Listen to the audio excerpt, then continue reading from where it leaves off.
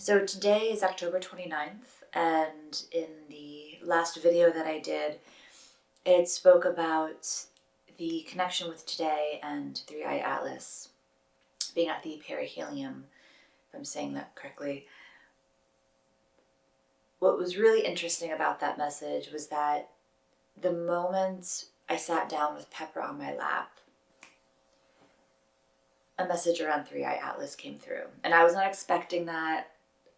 Maybe that's why it came through, but it was the moment I sat down with Pepper, and it dawned on me that today, October 29th, is actually Pepper's 9th birthday. And if you watched my We're Nomadic video, which we no longer are, he was hospitalized that weekend and he just continued to have health issues. And so I did not even think that he would make it to 9. So I'm eternally grateful. And if you're thinking about timelines, it was really interesting, the whole journey with being nomadic and him having health issues and then landing where we are now, which I will share in time. It made me understand, it truly made me understand the idea of shifting into different timelines, especially how we are guided and yet we are also in choice. And I'll expand upon that more in time. But I felt really called to pull some symbols today, specifically with it being his birthday and with Three-Eye Atlas and the message that came through, and all of the synchronicities around that message that came through, around clearing and releasing ancestral wounds to be open to ancestral knowings. That has come through very, very loud and clear in many ways. Just specifically in yesterday, it got quite pronounced, where I ran to a friend who actually came to where I live to collect water from the land, and they were doing a whole indigenous womb ceremony, and I'm in a womb code with Kelly Kaladny. And I was watching something after they left, and they started talking about the womb and women dancing with the moon. And she had just invited me into this moon dancing ceremony that's rooted in indigenous wisdom.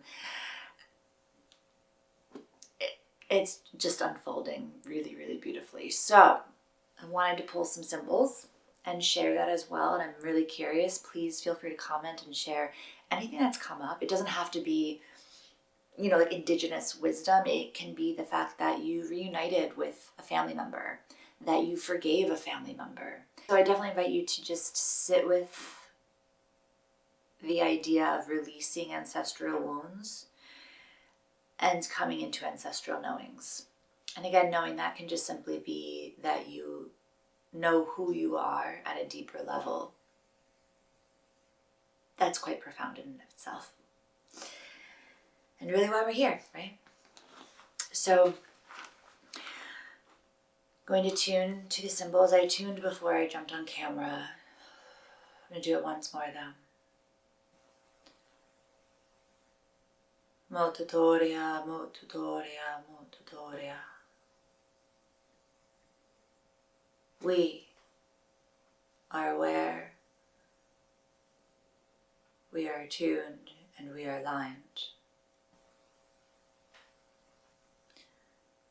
And we ask for guidance on October 29th, 2025, knowing that it is beyond a time and a date on a calendar.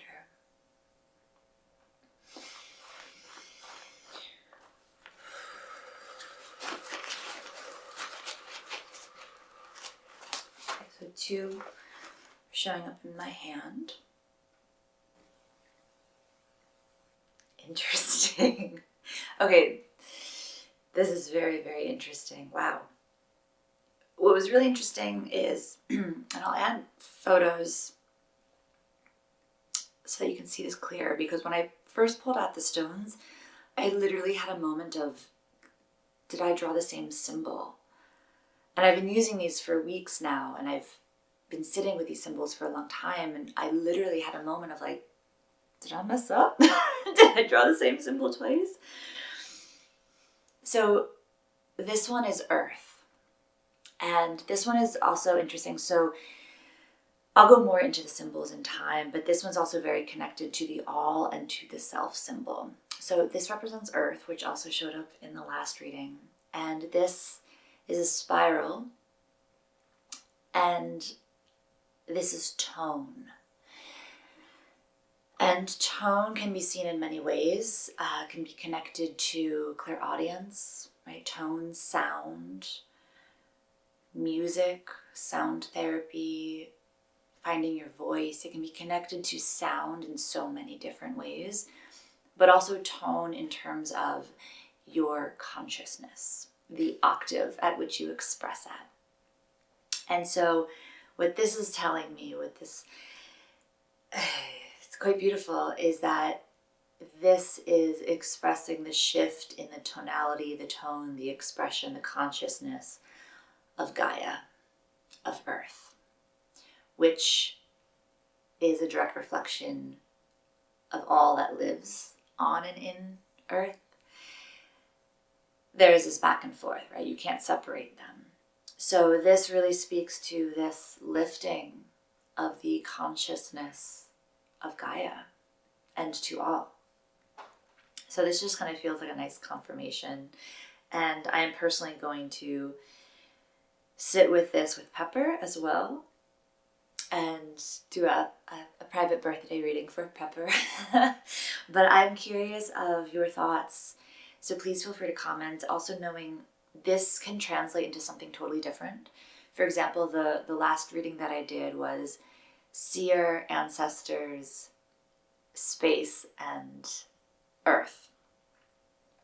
And I went to make lunch after doing the reading, and what came to me was seeing our ancestors from space on Earth. So that's a whole other sort of translation of the symbols, just showing you how many different ways it can be interpreted. I had other unfoldings of what it could also represent, but again, just an invitation to interpret this for yourself. In time, I'm going to share all these symbols for free, so you can begin to make your own sets and work with them if they resonate, of course. But yeah, and I also just I'm being guided to follow up with the seeing our galactic ancestors on Earth. That doesn't necessarily mean a ship is going to come down or it's going to be like contact in that way. It could simply mean, and I'm going to tune in for this. Is there a message around the knowing of connection with our galactic ancestors on Earth? Connecting with galactic ancestors on Earth can be seen in many ways, and the way in which you perceive it to be or hope that it to be is information for you, not that it will necessarily manifest in the reality in which you are presently in, but notice where your mind takes it, because that gives you information about your wants, about your desires, about your fears. Notice, be present to what you think when you hear seeing our galactic ancestors on Earth. Notice that first visceral response or reaction and the emotions connected to it. For again, that is information. Whether or not it manifests is really not the point of it. It is information directing you within to understand yourself better. Now, this can be seen again in many, many different ways, and we invite you to see it in ways in which may feel different. So if you're really, really wanting contact to happen because you think that something outside of us is going to save us, notice that you're wanting something outside of you, outside of us to come and save us. Again, that is putting your authority, putting your power outside of yourself to something other. It is putting it in separation. And it is just creating a hierarchy, and you are disempowering yourself. So notice in your life, where do you give your power away? Where do you disempower yourself consciously or unconsciously? Now, seeing the galactic ancestors on Earth can be seeing yourself as more than just human, as something part of the all, Maybe you begin to connect with the stars. Maybe you stargaze and you feel a sense of connection. Maybe you look into the eyes of an insect and see the otherworldly energy within the energy of that insect. Maybe you begin to see it in a different way rather than swatting it away or being in fear or trying to kill it. Maybe you actually gaze into the eyes of an insect and see it in a new way. Maybe you gaze into the eyes of someone that you know and you see them in a new way. Maybe you look at a tree that you stare at every single day and you see it in a new way. This can simply just mean seeing in a new way, seeing in a broader way, seeing in a more expanded way, and seeing the expansion of the all within your own individual being as it is connected to everything around you. So yes, seeing your galactic ancestors on Earth can mean many different things. And this also is an invitation to be present to all the layers and levels of understandings and knowings within a single moment in time. And that will help to bring you into the sense of knowing how in a moment of time is all time. And when you are in that present moment, you are in all time, for you are not in the past, you are not in the future, you are in that present moment, which is ongoing, which is infinite, which is eternal, which is the infinite eternal moment in the now. And when you begin to release the idea of infinite, for that is still rooted in the sense of time, when you begin to release even that label of infinite, and you just simply are, you are just simply present into the void, the womb, which is coming up a lot for Blair at this time.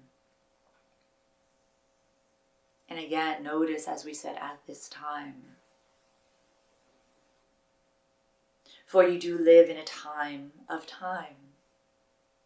And so seeing things rooted in time and yet not of time is a beautiful way to see yourselves in this world, but not of this world, to expand yourself, to begin to see your galactic ancestors on Earth within you, within the all.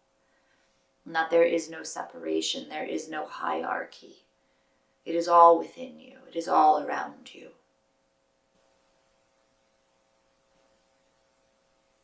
And we leave you with that. To expand your sense, your notion, your framework of what is possible to the point in which you no longer have a framework. For a framework denotes boundaries, denotes separation, releasing the frameworks into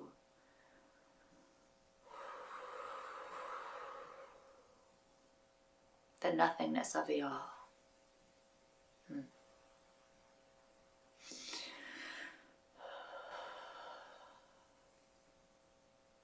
Okay.